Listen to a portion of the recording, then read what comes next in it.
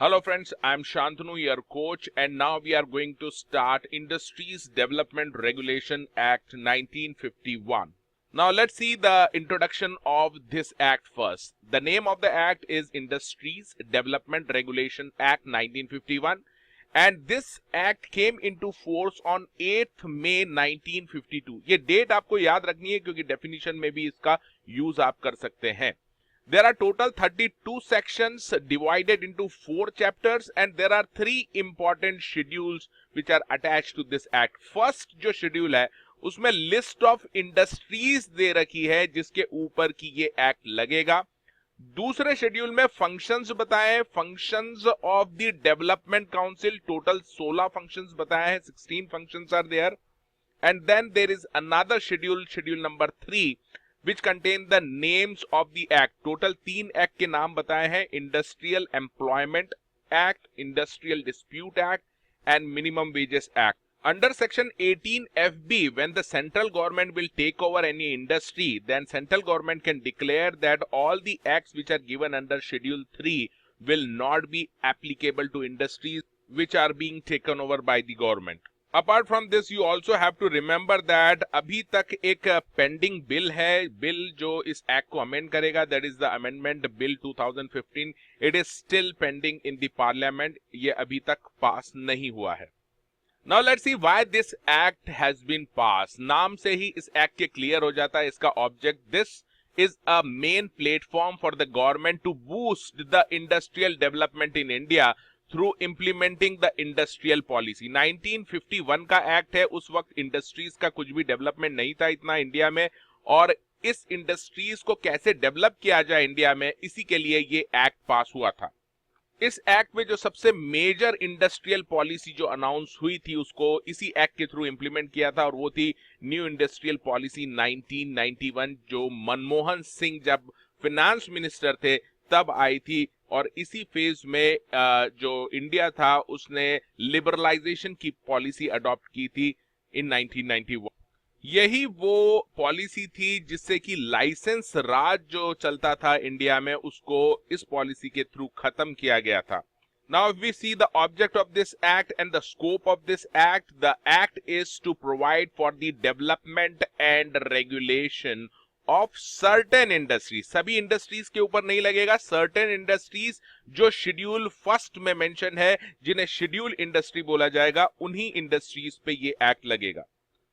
किसी भी एक्ट को इंप्लीमेंट करने के लिए कोई ना कोई एजेंसी होती है, and here also there is a ministry of commerce and industry, and under this ministry there is a department called department of industrial policy and promotion.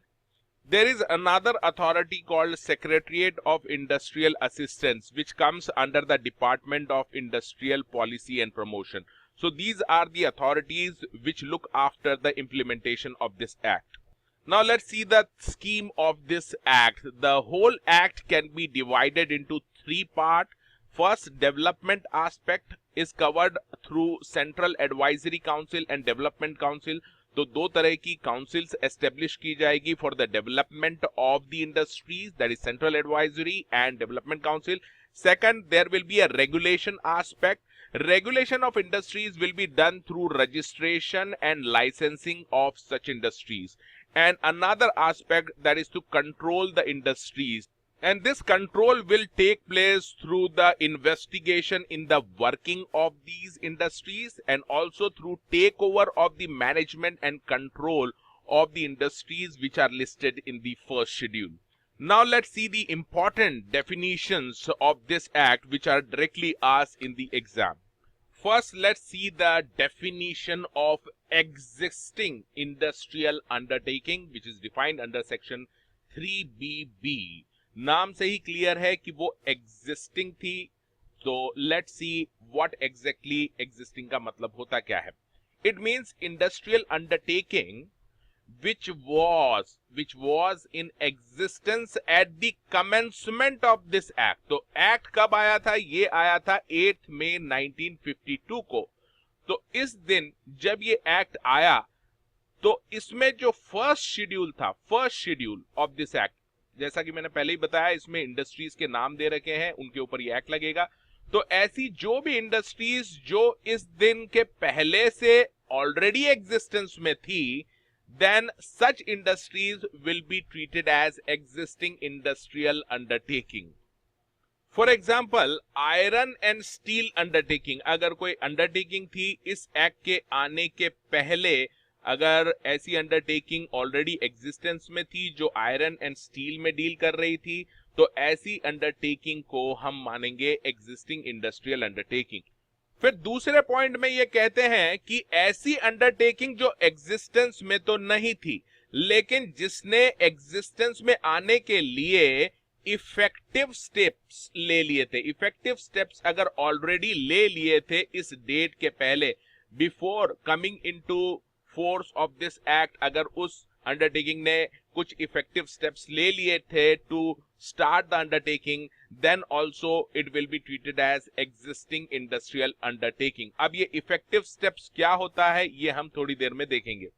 इसके बाद फिर ये कहते हैं कि ऐसी अंडरटेकिंग जो जब ये एक्ट आया था 8 मई 1952 को आया था ये एक्ट, उस वक्त तो ये उस शेड्यूल में मेंशन नहीं थी। फॉर एग्जांपल अगर आप सिगरेट देखें, सिगरेट इंडस्ट्रीज को ऐड किया था 1973, तो 52 में ये इंडस्ट्रीज फर्स्ट शेड्यूल में मेंशन नहीं थी सिगरेट इंडस्ट्रीज, लेकिन ये आई है 1973 में। तो 1973 में अगर इस इंडस्ट्री को ऐड किया है फर्स्ट शेड्यूल में, तो इस दिन जब ये ऐड हुई है फर्स्ट शेड्यूल में, तो इसके पहले जो भी अंडरटेकिंग सिगरेट मैन्युफैक्चरिंग कर रही थी उन सभी को एग्जिस्टिंग इंडस्ट्रियल अंडरटेकिंग माना जाएगा। सिमिलरली अगर कोई इंडस्ट्री को ऐड किया है, फॉर एग्जांपल सिगरेट इंडस्ट्रीज को ऐड किया था 1973 में, तो ऐसी कोई अंडरटेकिंग जो एग्जिस्टेंस में तो नहीं थी, सिगरेट मैन्युफैक्चरिंग नहीं कर रही थी, लेकिन उस अंडरटेकिंग ने इफेक्टिव स्टेप्स ले लिए थे ऑन दैट डेट जब उसका नाम ऐड किया गया सिगरेट का, तब इफेक्टिव स्टेप्स अगर ले लिए थे उस अंडरटेकिंग ने to start the manufacturing of cigarettes, तो ऐसी अंडरटेकिंग को भी एग्जिस्टिंग इंडस्ट्रियल अंडरटेकिंग माना जाएगा। अब बात करते हैं कि इफेक्टिव स्टेप लेने का मतलब क्या है। ये भी इन्होंने एक्सप्लेन कर रखा है कि कब मान लिया जाएगा कि अंडरटेकिंग ने इफेक्टिव स्टेप्स ले लिए थे। सो इट मींस वन और मोर ऑफ द फॉलोइंग। पहला पॉइंट ये कहते हैं कि अगर उस अंडरटेकिंग ने जो कि कंपनी से रन हो रही है 60% और more capital issued by public company has been paid up. तो एक कंपनी है जिसकी वो अंडरटेकिंग है और इस कंपनी ने जो इशू किया है कैपिटल, इशूड कैपिटल मान लीजिए 100 करोड़ का इशूड कैपिटल है, तो इस इशूड कैपिटल में से एटलीस्ट 60 करोड़ का जो कैपिटल है वो अगर पेड अप हो चुका है ऑन डेट जब ये एक्ट आया था या जब उस इंडस्ट्री का नाम एंटर हुआ था, तो ऐसे केस में इसको मान लिया जाएगा कि इसने इफेक्टिव स्टेप्स ले लिए थे। दूसरा पॉइंट ये कहते हैं कि अगर कोई इंडस्ट्रियल अंडरटेकिंग ने substantial part of factory building, तो जो इंडस्ट्री है उसको फैक्ट्री बिल्डिंग की जरूरत है और ये बिल्डिंग का सब्सटेंशियल पार्ट अगर कंस्ट्रक्ट हो चुका था जिस दिन ये एक्ट आया या जिस दिन उस इंडस्ट्रीज को ऐड किया गया फर्स्ट शेड्यूल में, उस दिन तक अगर सब्सटेंशियल पार्ट फैक्ट्री का कंस्ट्रक्ट हो चुका था तो उसको एग्जिस्टिंग इंडस्ट्रियल अंडरटेकिंग माना जाएगा। इसी तरह से थर्ड पॉइंट में ये कहते हैं कि if such undertaking has given a firm order has been placed for substantial part of plant and machinery. तो कोई भी इंडस्ट्री है, प्लांट और मशीनरी की जरूरत रहती है, तो अगर उस अंडरटेकिंग ने ऑलरेडी फर्म ऑर्डर प्लेस कर दिया, फर्म का मतलब जिसको कैंसिल नहीं किया जा सकता, ऐसा ऑर्डर अगर प्लेस कर दिया था जिस दिन ये एक्ट आया या जिस दिन उस इंडस्ट्रीज को ऐड किया गया था फर्स्ट शेड्यूल में, उस दिन के पहले ही फर्म ऑर्डर प्लेस कर दिया था for substantial part of plant machinery, तो ऐसी इंडस्ट्रियल अंडरटेकिंग को भी मान लिया जाएगा कि वो एग्जिस्टिंग इंडस्ट्रियल अंडरटेकिंग है।